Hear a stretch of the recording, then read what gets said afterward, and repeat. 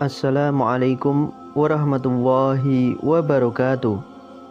Sahabat beriman yang dirahmati Allah Subhanahu wa Ta'ala, dalam 5 rukun Islam yang diwajibkan bagi seorang Muslim, sholat merupakan rukun utama yang harus dikerjakan meskipun terjadi dalam kondisi yang tidak memungkinkan. Saking wajibnya seseorang yang tidak bisa sholat dengan berdiri, maka diperbolehkan dengan duduk, berbaring, bahkan bisa dikerjakan dengan hati. Karena itu sangatlah tak logis apabila seseorang mengaku beriman kepada Allah namun meninggalkan ibadah yang berfungsi sebagai tiang agama itu. Akan tetapi sekalipun sholat merupakan tiang agama, ternyata ada beberapa jenis sholat yang sangat dibenci oleh Allah Subhanahu wa Ta'ala. Lantas sholat seperti apa itu? Dalam ajaran agama Islam, sholat bukan lagi ibadah yang perlu dipertanyakan tentang status hukumnya. Sebab di berbagai dalil Al-Quran maupun hadis, Allah Subhanahu wa Ta'ala serta Rasulullah SAW telah menentukan dengan jelas banyak sholat yang bersifat wajib dan mana sholat yang sifatnya sunnah. Sayangnya meski hukum telah ditetapkan jauh-jauh hari, namun masih ada saja segelintir orang yang menganggap enteng fungsi atau manfaat dari sholat itu sendiri. Padahal melalui sabda Rasulullah SAW sudah dijelaskan dengan seksama, disabdakan inti dari segala perkara adalah agama Islam dan tiang penopangnya adalah sholat. Hadis riwayat Tirmizi. Memang tak bisa dipungkiri sejak dulu sampai saat ini, sholat merupakan ibadah yang terlihat ringan dan singkat. Namun pada kenyataannya ibadah saat itu sering terasa berat apabila ingin dikerjakan. Jika tak percaya, mari sama-sama kita menghitung durasi yang dihabiskan untuk mengerjakan sholat fardu. Pertama-tama anggap saja jika durasi atau waktu mengerjakan satu sholat wajib, entah itu dia 3 atau 4 rakaat, masing-masing membutuhkan waktu maksimal 10 menit. Tiap-tiap 10 menit itu kemudian dikalikan dengan 5 waktu sholat wajib, seperti yang sudah kita ketahui. Dan bagaimana sudah ditemukan jawabannya?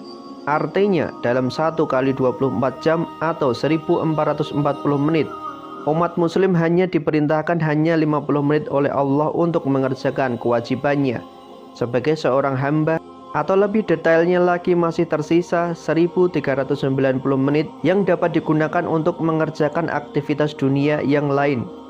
Mirisnya bagi sebagian segelintir orang meluangkan waktu 50 menit waktunya untuk sholat sangatlah sulit. Bahkan 1 kali 24 jam tak cukup bagi mereka untuk mengejar kebutuhan duniawi. Pantas saja 15 abad yang lalu Allah Subhanahu wa Ta'ala sudah berfirman, "Jadikanlah sabar dan sholat sebagai penolongmu. Dan sesungguhnya yang demikian itu sungguh berat kecuali bagi orang-orang yang khusyuk." Quran Surat Al-Baqarah ayat 45. Dalam kitab Tafsir Al-Madinah Al-Munawwarah dijelaskan bahwa ayat barusan secara tegas menyebutkan bahwa sholat bukanlah ibadah yang bisa dianggap sepele. Pasalnya selain karena mempunyai manfaat yang sangat besar, sholat juga salah satu ibadah di mana iblis beserta bala tentaranya akan memakai berbagai tipu daya agar seseorang muslim tidak mengerjakan sholat. Sebenarnya terlepas dari 2 faktor yang memberatkan tadi, para ulama telah membongkar rahasia bagaimana sholat itu menjadi ibadah menyenangkan dan mudah dikerjakan. Dalam kitab fikih sholat misalnya, Ibnu Qayyim Al-Jauzi menuliskan beratnya mengerjakan sholat memanglah suatu kondisi yang wajar. Karenanya berdoa meminta keteguhan dalam beribadah juga bagian dari ikhtiar atau usaha seseorang muslim dalam mengabdikan dirinya kepada Allah Subhanahu wa Ta'ala. Dari tulisan yang disampaikan Imam Ibnu Qayyim memang sangatlah benar, sebab ibadah sholat diperintahkan kepada utusan-utusan Allah sebelum Rasulullah SAW. Nabi dan Rasul terdahulu tidak merasa malu meminta kepada Allah agar dijadikan hamba yang senantiasa mendirikan sholat. Hal tersebut bisa kalian buktikan sendiri lewat Al-Quran, di mana Nabi Ibrahim alaihissalam yang notabene bergelar bapak para nabi tak segan-segan berdoa dengan kerendahan hati untuk dimudahkan mengerjakan sholat. Bahkan doa beliau diabadikan dalam Al-Quran agar dapat diamalkan oleh generasi-generasi muslim, sebagaimana Allah Subhanahu wa Ta'ala berfirman, "Ya Tuhanku, jadikanlah aku dan anak cucuku orang-orang yang tetap mendirikan sholat. Ya Tuhan kami, kabulkanlah doaku."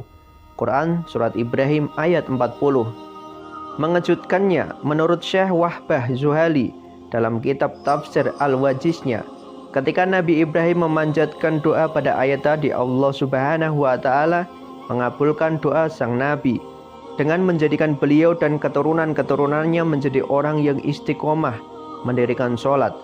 Bahkan tak tanggung-tanggung, hampir keturunan Nabi Ibrahim mulai dari Nabi Ismail alaihissalam hingga Rasulullah SAW diangkat derajatnya melebihi manusia-manusia yang lain yang ada di dunia ini. Menariknya, kiat-kiat yang diajarkan oleh para ulama agar seorang muslim lebih giat mendirikan sholat bukan hanya diikhtiarkan melalui doa, namun bisa juga didapatkan dengan menyimak beberapa kedudukan sholat 5 waktu yang dikutip dari buku Sholatul Mukmin. Berikut ini: pertama, sebagai ibadah yang pertama kali dihisab di akhirat, namun menjadi ibadah yang terakhir yang dihilangkan dari dunia ini. Sebagaimana Rasulullah SAW bersabda, syariat Islam akan lenyap satu persatu. Setiap kali satu syariat lenyap, maka manusia akan berpedoman pada aturan yang masih ada. Sungguh syariat yang pertama kali diangkat oleh Allah adalah hukum, dan yang terakhir sholat. Hadis riwayat Ahmad. Yang kedua, sebagai ibadah yang senantiasa dipuji-puji Allah daripada ibadah lain yang dikerjakan manusia. Sebagaimana Allah Subhanahu wa Ta'ala berfirman, "Dan ceritakanlah wahai Muhammad tentang kisah Ismail di dalam Al-Quran. Sesungguhnya ia adalah orang yang benar janjinya, dan dia adalah seorang rasul dan nabi, sebab dia selalu mengerjakan sholat dan menunaikan zakat, dan dia adalah seseorang yang diridhoi di sisi Tuhannya." Quran Surat Maryam ayat 54-55. Selain dia, kedudukan sholat tadi sebenarnya masih ada lagi kedudukan yang lain yang sudah lazim di telinga kita, seperti sebagai tiang agama serta masuk ke dalam rukun Islam. Ironisnya, bagi segelintir muslim lainnya, kedudukan tersebut kerap kali dianggap sepele atau bahkan tidak dipedulikan. Alhasil, sholat yang seharusnya mampu mendatangkan pujian dari Allah justru menjadi ibadah yang sangat dibenci Allah maupun Rasulnya. Bagaimana tidak, sudah bukan rahasia lagi jika esensi utama dalam sholat adalah mencari ketenangan dan kekhusyukan. Apabila dalam sholat tidak ada rasa tenang dan khusyuk atau biasa yang disebut tumakninah, maka hal tersebut bisa menghilangkan ruh dari sholat itu sendiri. Parahnya, sholat dengan model seperti cacing kepanasan atau terburu-buru tanpa menyertakan tumakninah sering terjadi di kalangan muslimin. Terdapat satu hadis yang perlu kita ketahui. Rasulullah SAW mengisyaratkan seseorang yang mengerjakan sholat seperti melebihi kejahatan seseorang pencuri. Sebagaimana beliau bersabda, sejahat-jahat pencuri adalah orang yang mencuri dalam sholatnya. Para sahabat bertanya, "Wahai Rasulullah, bagaimana dia mencuri dalam sholatnya?" Beliau menjawab, orang yang tidak menyempurnakan rukuk dan sujudnya. Hadis riwayat Ahmad. Kondisi yang dikilaskan dari hadis barusan ternyata berangkat dari pengalaman Rasulullah SAW bersama para sahabatnya. Hari itu setelah beliau melakukan sholat berjamaah, tiba-tiba seseorang laki-laki masuk ke dalam masjid dan langsung mengerjakan sholat sendirian. Anehnya, ketika sholat laki-laki itu melakukan rukuk dan sujud tanpa disertai jeda. Kemudian Rasulullah SAW berkata di hadapan sahabatnya, "Apakah kalian menyaksikan gerakan sholat laki-laki tersebut? Barang siapa semasa hidupnya melakukan sholat seperti itu, maka ia akan meninggal dalam keadaan tidak Islam." Tak berhenti sampai di situ. Di hadapan para sahabatnya, beliau juga mengatakan, model ibadah tersebut seperti burung gagak yang sedang mematuk darah, atau seperti orang lapar yang hanya makan sebutir atau 2 butir kurma tanpa merasa pernah kekenyangan. Dalam buku Agar Sholatmu Makin Khusyuk karya Syekh Muhammad Sholih Al-Munajib dijelaskan, Salah satu dosa yang mengerjakan sholat adalah tidak memperhatikan rukun sholat, yaitu tumakninah. Memang tidak ada yang bisa menyangka jika perkara diterima atau tidaknya suatu amalan hanyalah ditentukan Allah Subhanahu wa Ta'ala. Tetapi sebagai umat Muslim, kita juga harus mengetahui bahwa ibadah-ibadah yang telah ditetapkan, hukum dan rukunnya tak bisa diubah maupun dilanggar.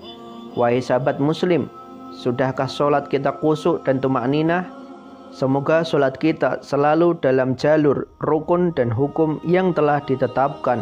Wallahu a'lam bishawab. Semoga bermanfaat. Wassalamualaikum warahmatullahi wabarakatuh.